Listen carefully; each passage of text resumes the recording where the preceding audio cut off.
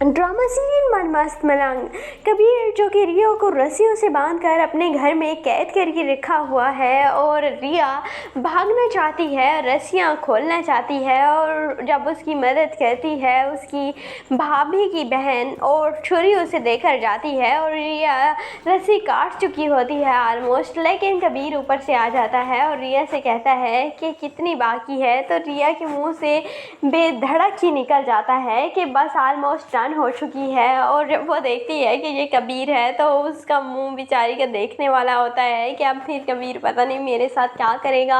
भागने वाली बात पर मुझे इतनी सज़ा दी गई है तो अब पता नहीं क्या कर देगा मेरे साथ। और फिर कबीर उसकी रस्सियाँ खोल देगा और कहेगा कि अगर तुम चाहती हो कि तुम्हारी रस्सियाँ खोल दी जाएँ तो मैं तुम्हारी रस्सियाँ खोल देता हूँ, लेकिन मैं तुमसे बेइंतहा मोहब्बत करता हूँ और मुझे नहीं पता कि मैं तुम्हारे साथ क्या कर रहा हूँ, क्यों कर रहा हूँ, लेकिन मैं तुम्हें इस तरह जाने नहीं दे सकता क्योंकि मेरे पास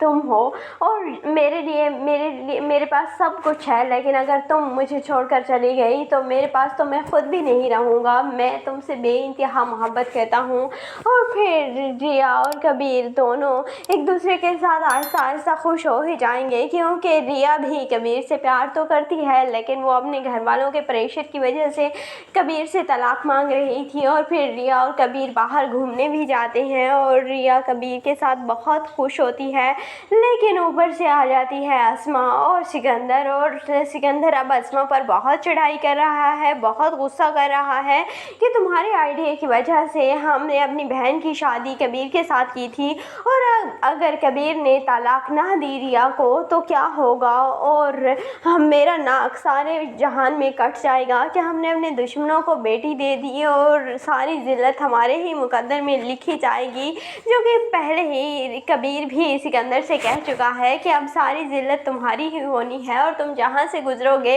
लोग तुम पर हंसेंगे। और इसीलिए फिर अस्मा और सिकंदर पहुँच जाते हैं कबीर और रिया के घर और वहाँ पर उसकी सास यानी कि महबीना जी को तलाक के कागजात, खुला के कागजात दिखाते हैं और महबीना जी बहुत देखकर हैरान रह जाती हैं कि जब रिया यहाँ पर है तो उसने खुला कैसे ले ली कबीर से। तो फिर अस्मा कहती है कि उसी तरह जिस तरह कबीर हमारे घर आया था और उसने ज़बरदस्ती रिया से उस कागज़ पर साइन करवाए थे और रिया को वापस लेकर आया था, बिल्कुल उसी तरह ही रिया ने ही हमें ये सब कुछ करने को कहा है। और रिया और कबीर तो उस वक्त घर नहीं होंगे, लेकिन जब रिया और कबीर घर वापस आएंगे तो मुझे नहीं लगता कि ये बात रिया को पता भी चलेगी और कबीर कहेगा कि मैं खुद इन्हें डील कर लूँगा और कबीर फिर बहुत अच्छी तरह से डील करेगा और अब रिया और कबीर के दरमियान सब कुछ ठीक हो जाएगा और रिया आहिस्ता आहिस्ता कबीर पर ट्रस्ट करने लगेगी फिर से और उसे बता देगी कि ये सारा प्लान अस्मा का था।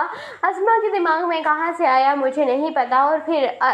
कबीर ये सारी जांच पड़ताल करेगा कि अस्मा के दिमाग में ये बात डालने वाला कौन था और फिर वो कड़ियाँ से कड़ियाँ मिलाते वाजिद तक पहुँच ही जाएगा। तो आपको ये ड्रामा मन मस्त मलंग कैसा लगता है कमेंट सेक्शन में अपनी कीमती राय का ज़रूर इजहार कीजिएगा और अगर वीडियो अच्छी लगे तो वीडियो को लाइक और चैनल को ज़रूर सब्सक्राइब कर दीजिएगा।